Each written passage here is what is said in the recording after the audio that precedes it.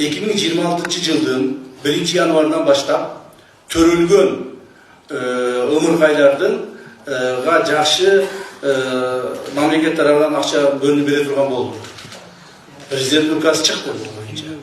2026 жылдын 1 yanvarından başlap törülgөн 4-cü baladan başlanan 4-cü baladan başlap 10-cü balага чейин акча төлөнөт. Бул деген ошо 4-cü balaga 400 000 төлөнөт.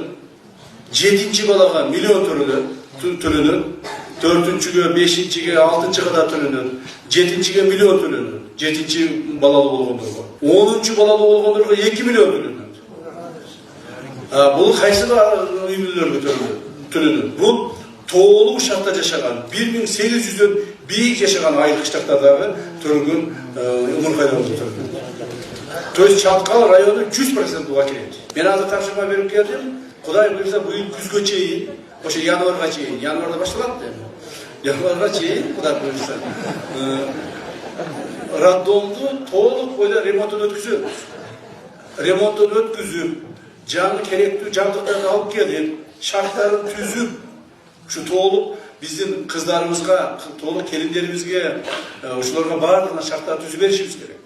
Биз ушуну түзөбүз. Түшүнөм, азыр маселе башталат. Чаткал районуна барып төлөшүбүз керек. Туура. Ал үчүн мына айыл өкмөттөр гана барбы эди айыл өкмөттөр. Экөөгө ар ушул төлөлгөн балдарына учетун алгыла. Уктуңарбы? Это серьезно айтам. Ал бала келин бу жерде жашап атабы, жашабай атабы, же төлөшүнө 1 ай калгандан кийин төлөп алып тургандан мага миллион бер деп жүрбөсүн. Уктуңарбы? Ушул жерде жашаш керек. Биринчиден, экинчиден ошол эле указдын негизинде төлөнгөн бала 1 жашка чыккандан кийин берилет акча. 1 жашка чыккандан кийин берилет. Ал төлөгөн келин ушул жерде дагы 1 жыл жашаш керек.